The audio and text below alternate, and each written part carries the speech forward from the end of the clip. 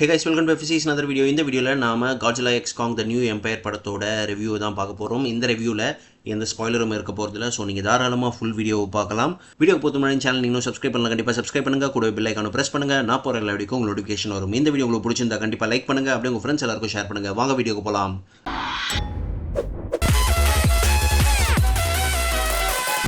So Godzilla X Kong வந்து மான்ஸ்டர்வர்ஸோட 5வது படம். இந்த படம் வந்து நாளைக்கு வேர்ல்டு வைட் ரிலீஸ் ஆகுது. ஆனால் இதோட ப்ரீமியர் ஷோ வந்து உலகம் முழுக்க வந்து இந்த வீக்லேருந்தே ஸ்டார்ட் பண்ண ஆரம்பிச்சிட்டாங்க. அதே மாதிரி சென்னையில் வந்து சத்தியமில் வந்து நேற்று நடந்தது. இதுக்கான டிக்கெட்ஸ் வந்து அவங்க கான்டெஸ்ட் ஒன்று கண்டக்ட் பண்ணி அதில் வந்து வின் பண்ணுறவங்களுக்கு டிக்கெட்ஸை வந்து ஃப்ரீயாக கொடுத்துட்டு இருந்தாங்க. ஸோ அப்படி தான் நானும் பார்த்தேன். நான் கான்டெஸ்ட் வின் பண்ணல, என் ஃப்ரெண்டு வின் பண்ணார், கூட்டிகிட்டு போனார். லைக் ஃப்ளாஷ் படத்துக்கு எப்படி போகணுன்னா அதே மாதிரி தான் போனேன். ஸோ படம் பார்த்தீங்கன்னா வந்து இது வந்து மான்ஸ்டர்வர்ஸோட 5வது படம். மான்ஸ்டர்வர்ஸ் வந்து 2014 Godzilla மூவியோட ஸ்டார்ட் ஆச்சு. அப்போது இருந்த ஒரு டார்க் அண்ட் கிரிட்டினஸ் வந்து இப்போ சுத்தமாக கிடையாது. அது Godzilla அண்ட் காங் ஃபஸ்ட்டு பார்ட்லேயே வந்து Godzilla vs Kong படத்துலேயே வந்து அது மாறிடுச்சு. டோனு ரொம்ப கூஃபியாக ஃபன்னியாக கொண்டு போயிருப்பாங்க. ஸோ அதே மாதிரி தான் இந்த படம் அதே டோனு தான் மெயின்டைன் பண்ணியிருக்கு. படம் வந்து லைக் நீங்கள் வந்து ஒரு தமிழ் படம் பார்த்தா எப்படி இருக்கும், நீங்கள் நம்ப முடியாத சண்டை காட்சிகள்லாம் இருக்கும்ல, அந்த மாதிரி தான் எடுத்துகிட்டு போயிருப்பாங்க. நல்லா விசில் அடிக்கிற மூமெண்ட்ஸ்லாம் நிறைய இருக்குது.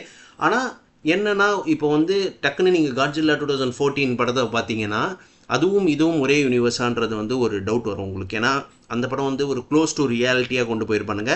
அதே மாதிரி அந்த படத்தில் வந்து ஹியூமன்ஸ் பாயிண்ட் ஆஃப் வியூவில் வந்து அந்த டைட்டன்ஸ் எப்படி இருக்கும்னு காமிச்சிருப்பாங்க. அதாவது Godzillaவோட ஸ்க்ரீன் டைமே ரொம்ப கம்மியாக தான் இருக்கும். 10 நிமிஷம் கூட முழுசாக வராது Godzilla. பட் ஸ்டில் ஒரு ஹியூமனோட பார்வையிலேருந்து அந்த அவ்வளோ பெரிய டைட்டனை எப்படி இருக்குன்றதை வந்து ரொம்ப ஸ்லோவாக பில்ட் பண்ணி சூப்பராக காமிச்சிருப்பாங்க.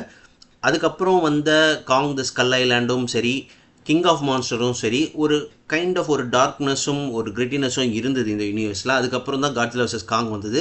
அதுலேருந்து ஒரு கைண்ட் ஆஃப் ஃபன் எலிமெண்ட்டாக வந்து இன்க்ளூட் பண்ண ஆரம்பிச்சிட்டாங்க. ஸோ அதே தான் வந்து இந்த படத்துலையும் ஃபாலோ ஆகுது. நிறைய சண்டை வரும்போதே செம்ம நடுவில் அப்படியே அந்த ஃபன்னியாக கொண்டு போகிறது, அப்படியே வாய் விட்டு சிரிக்கிற அளவுக்கு சீன்ஸ்லாம் இருக்குது. அதே மாதிரி கையை தட்டி விசில் அடிக்கிற அளவுக்கு சீன்ஸ்லாம் இருக்குது. கண்டிப்பாக குழந்தைங்களோட ஃபேமிலியோடு போயிட்டு என்ஜாய் பண்ணலாம். அந்த மாதிரி தான் இருக்குது படம். ஆனால் என்னென்னா பார்த்தீங்கன்னா வந்து இந்த மான்ஸ்டர்வர்ஸில் என்ன ஒரு பிரச்சனைனா எவ்வளோ பாடி கவுண்ட்னு யாருக்குமே தெரியாது. ஏன்னா சிம்பிளாக வந்து எல்லாத்தையும் அழிச்சிட்டு போயிடுறாங்க.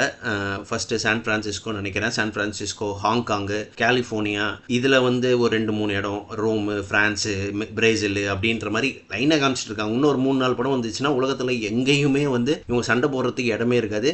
உயிரிழப்பு எவ்வளோ ஆகுதுன்னு எதுவுமே காட்ட மாட்டேங்கிறாங்க. ஸோ அது ஒரு ட்ராபேக்னு சொல்லலாம். பட் ஸ்டில் இது வந்து ஒரு கைண்ட் ஆஃப் ஒரு ஃபேண்டசி மூவி. ஸோ ஜாலியாக என்ஜாய் பண்ணிட்டு வர மாதிரி இருக்கிறதால okay. So Godzilla X Kong The New Empireம் வந்து அதே மாதிரி இந்த Godzilla vs Kongல என்ன மாதிரி ஒரு ஃபன் எலிமெண்ட் எல்லாம் இருந்ததோ அது எல்லாமே இருக்கும், என்ஜாய் பண்ணலாம். படத்தில் நெகட்டிவாக சொல்லணும்னு பார்த்தீங்கன்னா வந்து அந்த செட்டப் வந்து கொஞ்சம் ரொம்ப டைம் எடுத்துக்கிட்டாங்க. லைக் மெயின் வில்லன் வந்து வரதே வந்து ஒரு செகண்ட் ஹாஃப்லாம் கழிச்சு கொஞ்சோண்டு சீனில் மட்டும்தான் வர மாதிரி இருக்குது. ஸோ அந்த செட்டப் வந்து ரொம்ப டைம் எடுத்துக்கிட்டாங்க. அதே மாதிரி இந்த Godzilla கேரக்டரை வந்து ரொம்ப பெருசாக காட்டவே மாட்டேங்கிறாங்க. Godzilla இஸ் லைக் அயன்மேனுக்கு எப்படி MCUவில் அயன்மேனோ, மான்ஸ்டர்வர்ஸில் Godzilla டைட்டில் கேரக்டர்.